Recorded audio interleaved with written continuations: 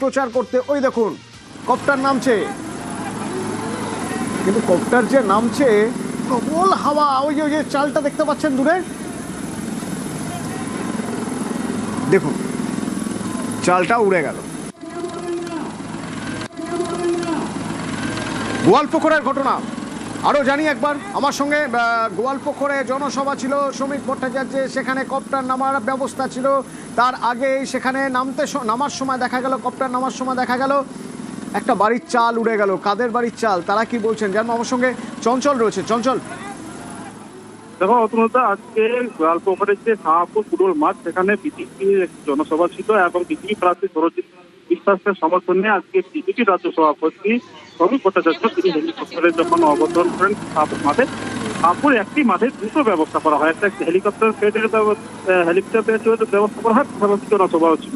কিন্তু ওই হেলিপ্যাড যখন নামার সময় যে তীব্র হাওয়া হয়, ঝড়ের গতিতে হাওয়া হয়, সেই সময় কিন্তু যে বেশ কয়েকটি বাড়ির টিনের ছাল এবং কি বারান্দার চাল উড়ে যায় এবং এতে খুব ব্যাপক ক্ষয়ক্ষতি হয়। আর ক্ষতিগ্রস্ত পরিবারগুলি একটা আশঙ্কা হয় যখন হঠাৎ করে এইভাবে বুঝতে পারেনি তারা যে কোনোদিনও এই হেলিকপ্টারের হাওয়াতে তাদের ঘর বাড়ির ক্ষতিগ্রস্ত হবে, এই আশঙ্কা একটা রয়েছে। পাশাপাশি কিন্তু এই যে ক্ষতিগ্রস্ত পরিবার সবটাই কিন্তু আদিবাসী সমাজের মানুষ রয়েছেন এবং তারা কিভাবে ক্ষতিগ্রস্ত যে হয়েছে তা পূরণ করবে, তারা কি বুঝে উঠতে পারছে না। রাতে যদি বৃষ্টি হয় তারা কিভাবে থাকবে, বেশ কয়েকটা বাড়ি ক্ষতিগ্রস্ত হয়ে পড়েছে। ধন্যবাদ চঞ্চল। এবং রাতে যদি বৃষ্টি হয় এরপরে তারা থাকবেন কোথায়, কি করবেন, তাদের ক্ষতিপূরণ চাইছেন তারা। ওই দেখুন মানুষগুলো কি বলছেন। হেলিকপ্টারের একটা নেতা আসলো না, বিজেপির নেতা, এই যে ওই নিয়ে গাড়ি দিয়ে ওই যে হেলিকপ্টারে ওই হাওয়াই দিয়ে এগুলো উড়ে গেছে। হ্যাঁ, আমাদের বাড়ি কি ক্ষতিগ্রস্ত হয়েছে?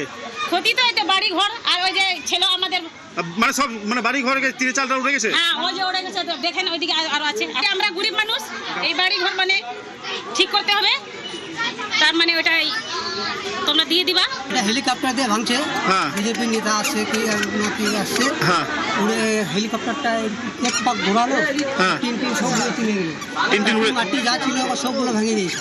সব ভেঙে গেছে, সব ভেঙে গেছে। ঘরে ছিল, আচ্ছা লোন বলতে গেছিলাম। কি চাইছেন এখন? এখন ঠিক করবে, কোথায় থাকবে। আচ্ছা, বিজেপির রাজ্য সভাপতি শ্রমিক ভট্টাচার্য যখন হেলিকপ্টার থেকে নামছেন, হেলিকপ্টার আসছে, সেই হেলিকপ্টারে চাল উড়ে গেছে। বিজেপি কি বলছে একবার শোনা যাক। ইতিমধ্যে মাইকে ঘোষণা করে দিয়েছি যে বাড়ির ক্ষতি হয়েছে আমরা দেখেছি, সেই বাড়ির ক্ষতিপূরণ, পর্যাপ্ত ক্ষতিপূরণ দেওয়ার জন্য আমরা মাইকে ঘোষণা করেছি। ঘোষণা করাটা হয়তো ঠিক নয়, তা সত্ত্বেও ওই পরিবারে যারা আছে তারা হয়তো দুশ্চিন্তায় আছে, যেহেতু তাদের সঙ্গে আমাদের এখন সরাসরি সম্পর্ক করতে পারিনি, তার জন্য আমরা মাইকে বলতে বাধ্য হয়েছি। এবং কি পরিস্থিতি হয়েছে তা দেখতে চলে যান গোলাম রব্বানী।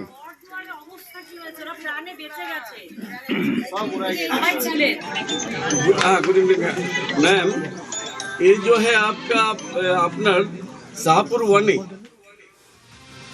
আইপ্যাক কর্ণধারের পরিবারকে তলব করেছে ইডি এনফোর্সমেন্ট ডিরেক্টরেট। প্রতীক জৈনের স্ত্রী এবং তার ভাইকে এনফোর্সমেন্ট ডিরেক্টরেটের তলব। আগামীকাল দিল্লিতে ইডির সদর দপ্তরে তাদের দেখা করতে হবে। প্রতীক জৈন, তার ভাই, আইপ্যাকের ডিরেক্টর।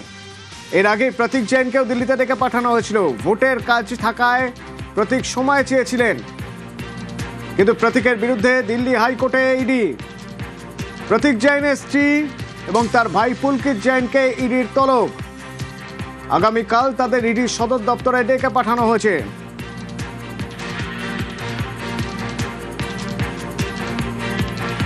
এর আগে গতকাল আইপ্যাকের সহ প্রতিষ্ঠাতা, তাকে গ্রেপ্তার করা হয়। ভিনেশ চান্ডেলকে গতকাল গ্রেপ্তার করা হয়।